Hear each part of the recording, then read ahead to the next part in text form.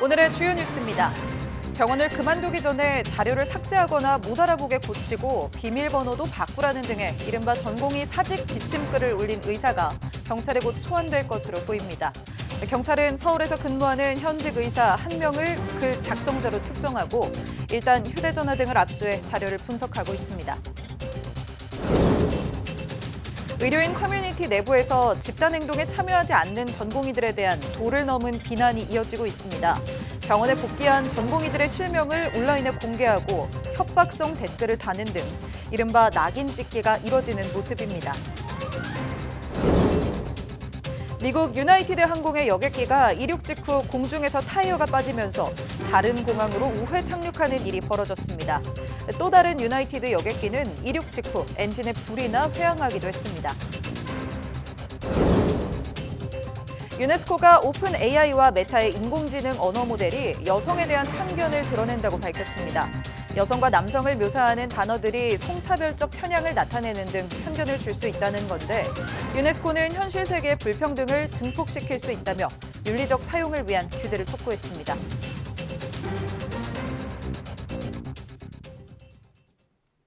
여러분 안녕하십니까? 사이언스 투데이 시작합니다. 의사와 의대생들의 인터넷 커뮤니티에 전공의 사직 지침글을 올린 최초 작성자가 드러났습니다. 경찰은 서울에서 근무하는 현직 의사가 이 지침글을 작성한 걸로 보고 입건과 함께 조만간 소환할 방침입니다. 보도에 윤태인 기자입니다. 전공의 집단행동이 퍼지기 시작했던 지난달 19일, 의사와 의대생들의 인터넷 커뮤니티 메디스태프에 병원 나오는 전공의들 필독이란 제목의 글이 올라왔습니다. 병원을 그만두기 전에 공용으로 사용하는 자료를 삭제하거나 내용을 알아보지 못하게 수정하고 진료보조 간호사가 대신해서 일하지 못하도록 전자의무 기록지 비밀번호도 바꾸라고 종용하는 내용이 담겼습니다. 전공의들에게 행동지침을 전달한 겁니다. 신고를 받고 수사에 착수한 경찰은 메디스태프 본사에 대한 강제 수사에서 처음 게시글을 올린 작성자를 특정했습니다. 작성자가 병원의 정상적인 진료 업무 등을 방해했다고 보고 입건과 함께 게시글 작성자의 주거지와 휴대전화 등을 압수수색했습니다. 경찰은 서울에 있는 병원에서 일하고 있는 현직 의사가 글을 올린 것으로 보고 있습니다. 경찰은 게시글 작성자로부터 압수한 휴대전화 등 자료 분석에 주력하고 있습니다. 지침글의 내용이 병원 업무에 지장을 줄 수 있어 업무방해 혐의 적용이 가능하다는 입장입니다. 경찰은 이 작성자를 조만간 피의자 신분으로 불러 글을 작성한 경위를 조사할 계획입니다. YTN 윤태인입니다. 전공의들의 근무지 이탈 사태가 길어지면서 집단행동에 참여하지 않는 전공의들의 실명이 온라인에 공개되는 등 낙인 찍기로까지 번지고 있습니다. 경찰은 신상 공개는 엄연한 범죄라며 구속 수사를 추진하는 등 엄정 대응에 나섰습니다. 신기혜 기자입니다. 의사와 의대생들이 모여 활동하는 온라인 커뮤니티입니다. 얼마 전 전공의들을 상대로 병원에서 나오기 전 자료를 모두 지우라는 게시글이 올라와 경찰이 압수수색했던 곳입니다.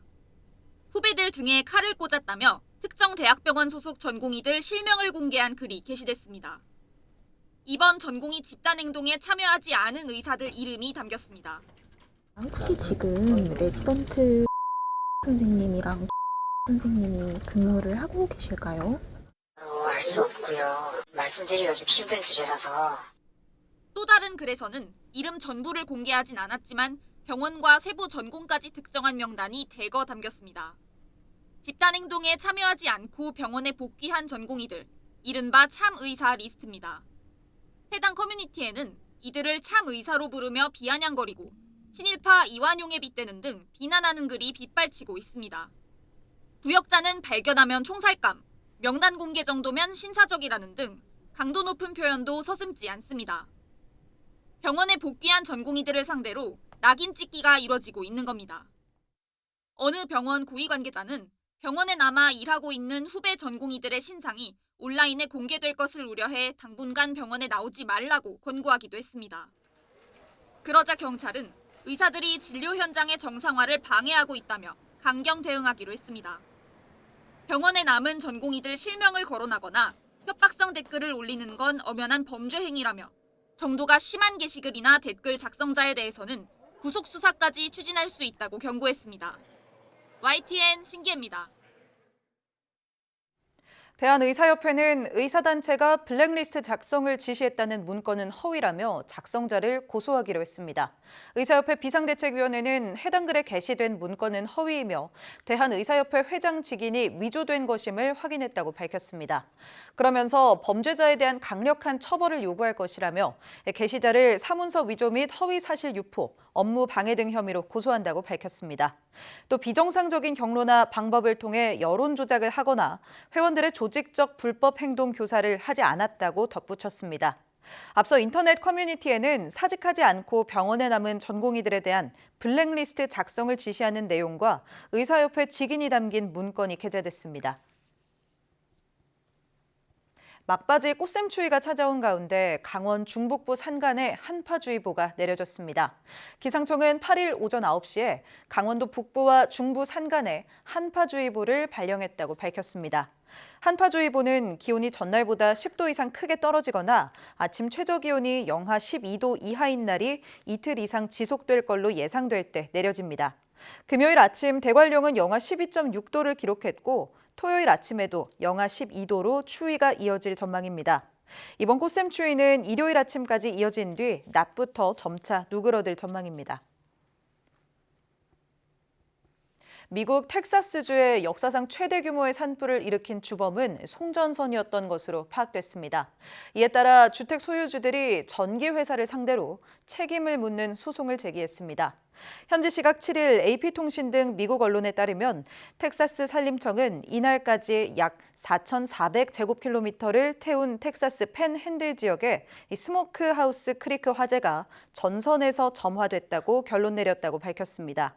산림청은 또 이 화재에 뒤따라 발생한 윈디듀스 화재도 마찬가지로 전선으로 인한 것이라고 결론지었습니다. 지난달 26일 발생해 이날까지 열흘째 이어진 스모크하우스 크리크 화재는 텍사스주의 역사상 최대 면적을 태운 걸로 기록됐으며 이날 정오 기준으로 74%가량 진압된 상태입니다.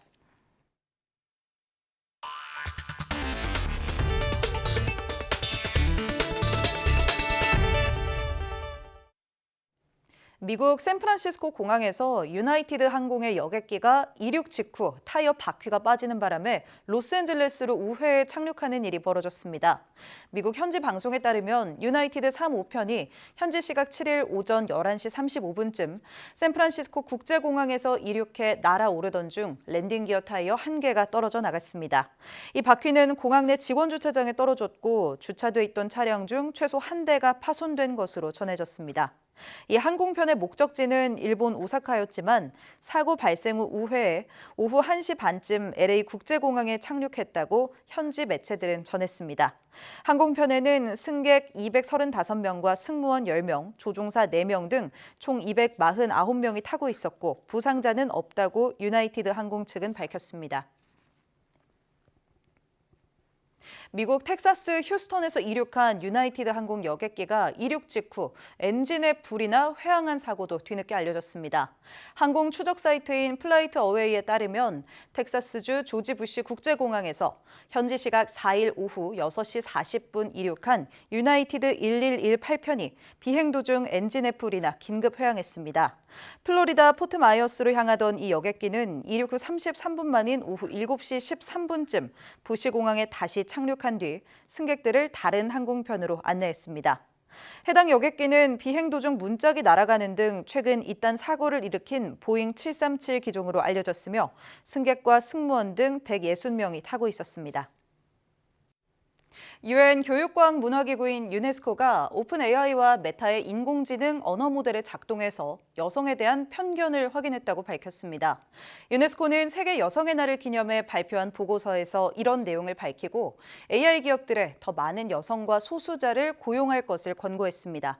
보고서에 따르면 유네스코 전문가들이 대규모 언어 모델인 메타의 라마2와 오픈AI의 GPT-2, GPT-3.5를 대상으로 성차별적 관념을 확인했더니 여성의 이름들은 집, 가족, 자녀와 같은 단어에 연결한 반면 남성의 이름들은 사업, 급여, 경력 등에 연결하는 경향을 보였습니다.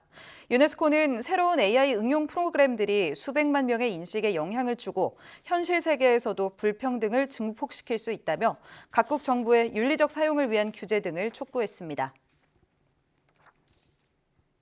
전설적인 핵주먹 마이크 타이슨이 오는 7월 링에 복귀합니다. 상대는 30년 젊은 유튜버 겸 복서 제이크 폴입니다. 동영상 스트리밍 업체 넷플릭스는 보도자료를 통해 7월 20일 텍사스 알링턴에서 열리는 마이크 타이슨과 제이크 폴의 복싱 경기를 독점 생중계한다고 밝혔습니다. 경기장은 미국 프로풋볼 댈러스 카우보이스의 홈구장으로 쓰이는 8만석 규모의 AT&T 스타디움입니다. 1986년 20살의 나이로 최연소 헤비급 챔피언 자리에 오른 타이슨은 전설적인 복서로 통산 50승 6패 44KO의 기록을 갖고 있습니다. 제이크 폴은 유튜버로 활동하다 2018년 복싱의 길에 들어서 2020년 프로 선수로 데뷔했으며 전적은 9승 1패 6KO입니다.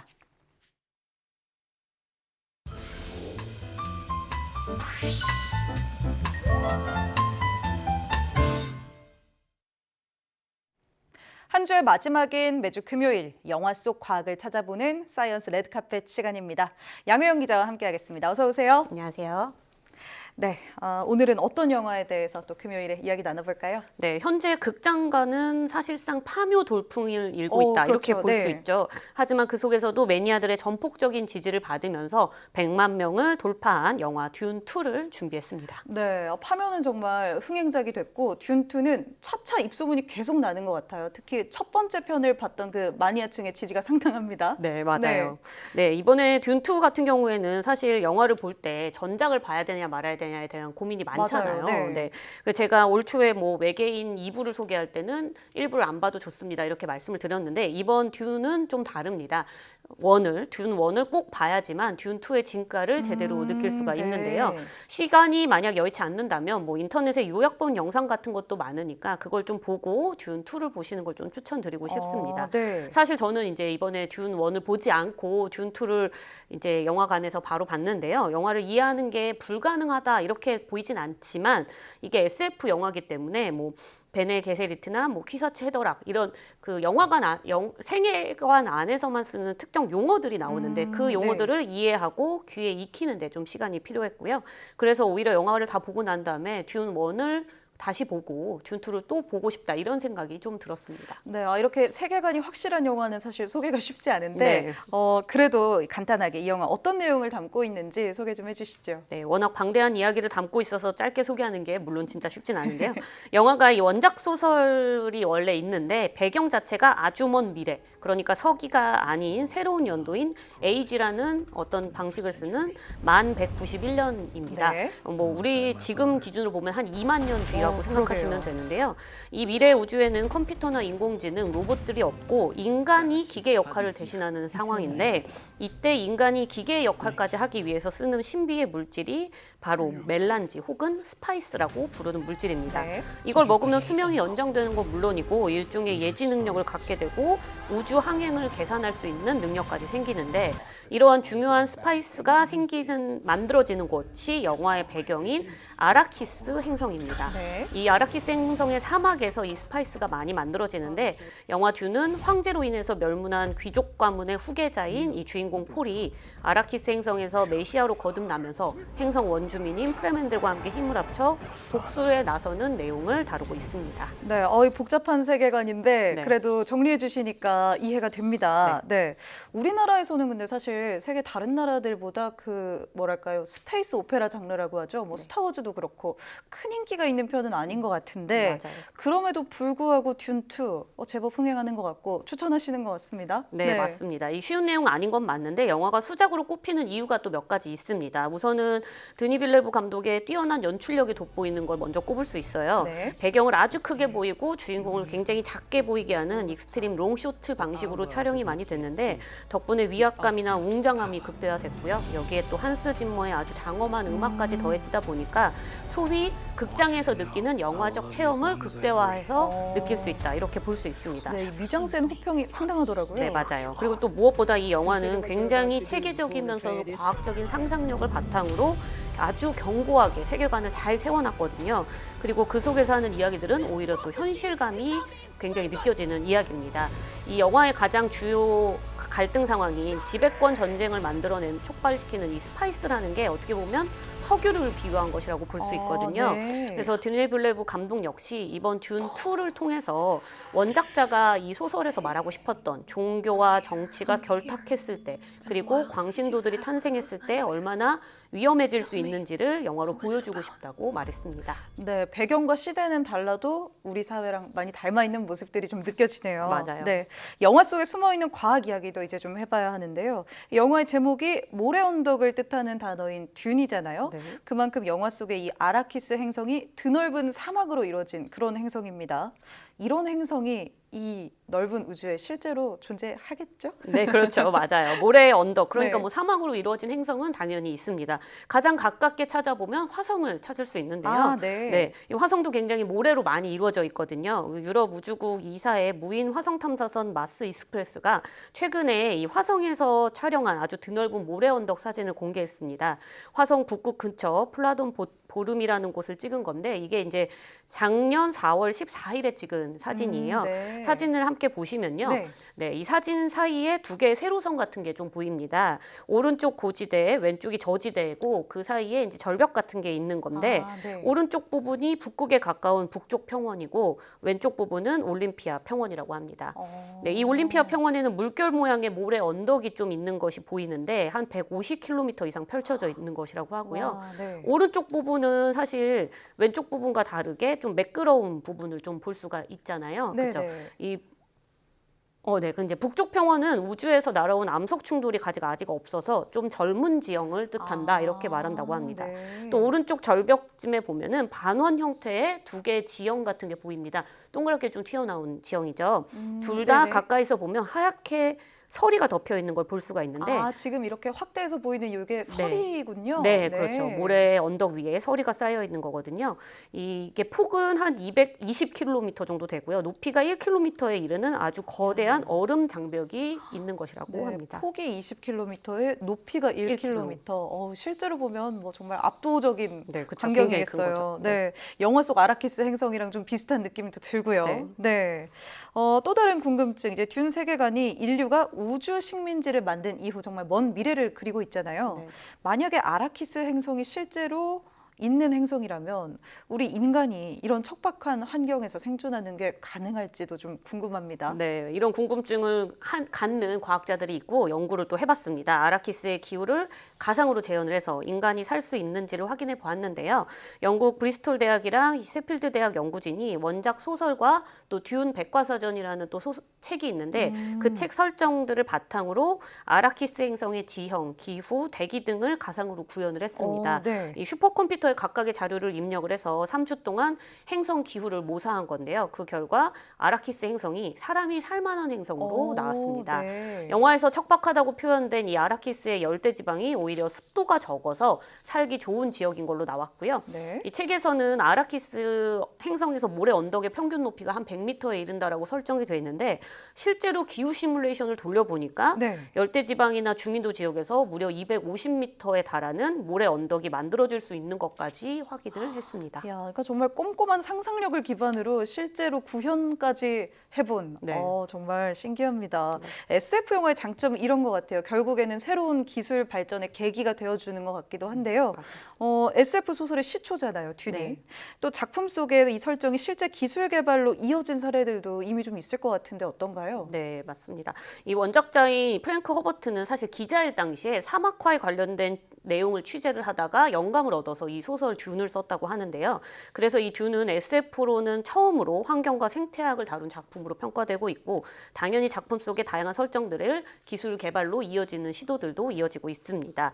특히 아라키스 원주민인 이 프레멘족들은 아주 적은 수분을 유용하게 재사용하는 기술들을 굉장히 갖고 있는 것으로 네. 설정돼 있는데, 뭐 사막에 특수 텐트를 쳐서 공기 중에 있는 수분을 이제 다시 재사용하는 그 방식도 영화에 나오거든요. 네. 실제로 미국의 캘리포니아 주립대에 있는 이 다니엘 페르난스 페르난데스 교수는요, 듄에 등장하는 이슬 은결기 개념을 이용을 해서 사막화를 막을 수 있는 기술 개발을 현재 진행 중이고요. 실제로 지금 기술이 개발이 되고 있군요. 네, 그렇죠. 이게 이제 쉽게 생각해서 우리가 거미줄에 물방울이 맺혀 있는 방식을 네네. 생각을 해보고 그 원리를 이용을 해서 공기 중에 수분을 이제 채취하는 건데, 이렇게 공기 중에 수증기를 먹는 물로 바꾸는 뭐 안개잡이 그물이나 또 이슬을 모으는 탑, 이런 것들이 현재 개발되고 있고, 아프리카와 같은 오지, 그러니까 물이 부족한 나라에 시범 적용이 된 바도 있습니다.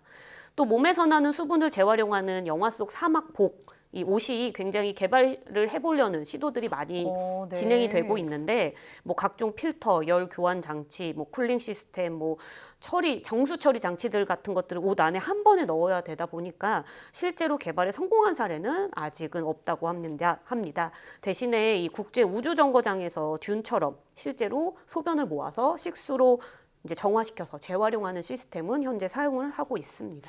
네, 뭐 달에도 무인 탐사선이 착륙하더니 이러다가 화성에 진짜 유인 탐사선이 갈 날도 머지 않은 것 같습니다. 네, 오늘 듄 시리즈 이야기 해봤습니다. 원투 꼭 정주행 한번 해봐야 되겠네요. 네, 사이언스 레드카펫 양혜영 기자였습니다. 고맙습니다.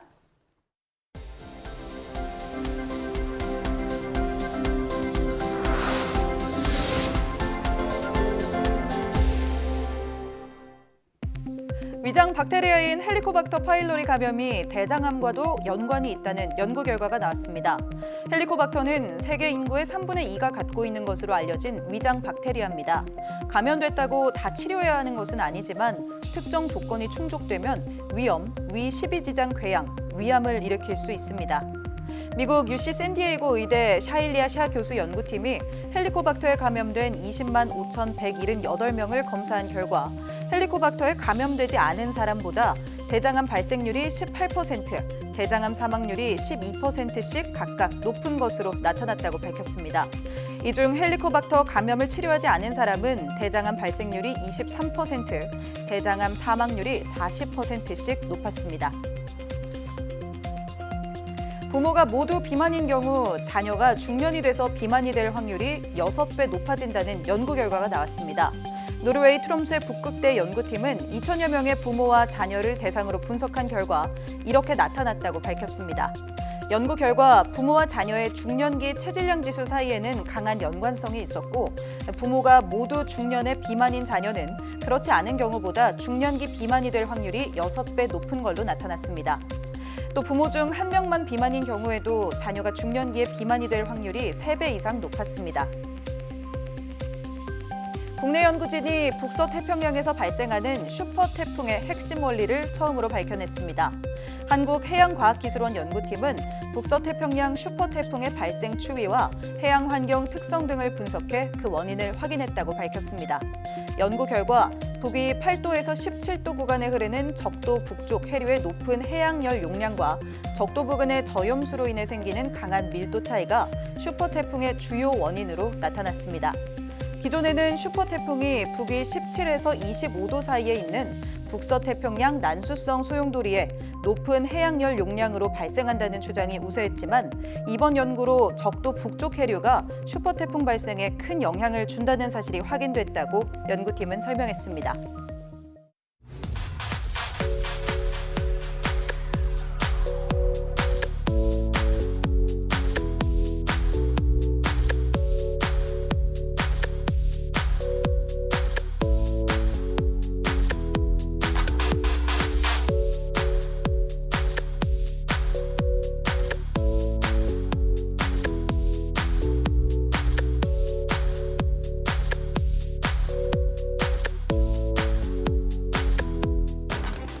네, 극장가에서 흥행 중인 듄의 인기가 말해주듯 미지의 우주는 늘 인간의 도전 정신을 자극하죠.